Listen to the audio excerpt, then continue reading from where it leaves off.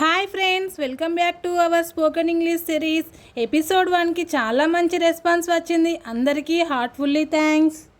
Previous ఎపిసోడ్లో చెప్పాం కదా 50 సింపుల్ వర్డ్స్ నేర్చుకుందామని. దానికి ముందుగా ఈరోజు ఎపిసోడ్ 2లో మనం సెల్ఫ్ ఇంట్రడక్షన్ అంటే మన గురించి మనం ఇంగ్లీష్లో ఎలా చెప్పాలో నేర్చుకుందాం. తర్వాత వర్డ్స్ నేర్చుకుందాం.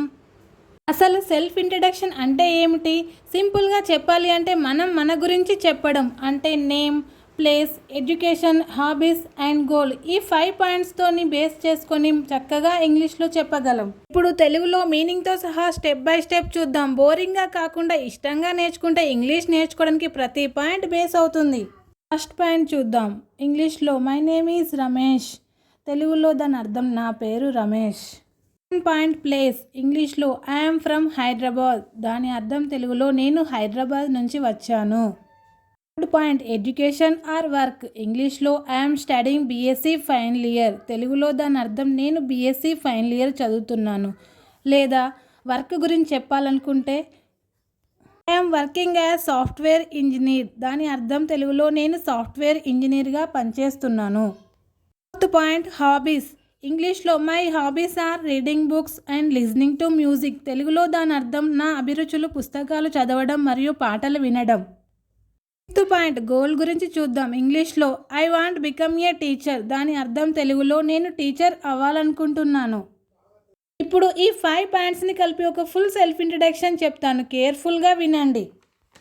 Hi, my name is Ramesh. I'm from Hyderabad. I'm studying BSc final year. My hobbies are reading books and listening to music. I want to become a teacher. దీనికి తెలుగులో మీనింగ్ చూద్దాం. హాయ్, నా పేరు రమేష్. నేను హైదరాబాద్ నుంచి వచ్చాను. నేను బీఎస్సీ ఫైనల్ ఇయర్ చదువుతున్నాను. నా అభిరుచులు పుస్తకాలు చదవడం మరియు పాటలు వినడం. నేను టీచర్ అవ్వాలనుకుంటున్నాను. ఇప్పుడు ప్రాక్టీస్ టైం. మీరు కూడా సింపుల్గా సెల్ఫ్ ఇంట్రడక్షన్ చేయండి. కామెంట్ సెక్షన్లో రాయండి. ప్రాక్టీస్ చేయడం చాలా ఇంపార్టెంట్. అలాగే కొన్ని వర్డ్స్ చూద్దాం. ఇంట్రడక్షన్ మీనింగ్ పరిచయం. సెల్ఫ్ కాన్ఫిడెన్స్ తమని తాము నమ్మడం. ప్రాక్టీస్ సాధన. ఈజీ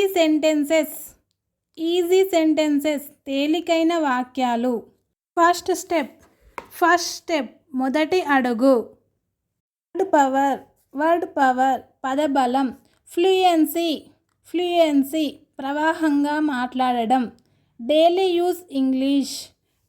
యూజ్ ఇంగ్లీష్ ప్రతిరోజు వాడే ఇంగ్లీష్.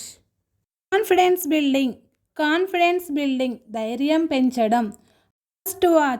మస్ట్ వాచ్ తప్పకుండా చూడాల్సిన వీడియో. ఈజీ టు రిమెంబర్ గుర్తుపెట్టుకోవడం తేలికైనది. నో ఫియర్ భయం అవసరం లేదు. న్యాచురల్ ఇంగ్లీష్ సహజమైన ఇంగ్లీష్. ఇంప్రూవ్ స్పీకింగ్ మాట్లాడే శైలి మెరుగుపరచు.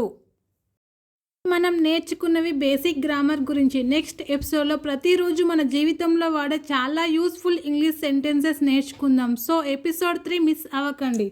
It will be super helpful for your daily communication. మళ్ళీ కలుద్దాం.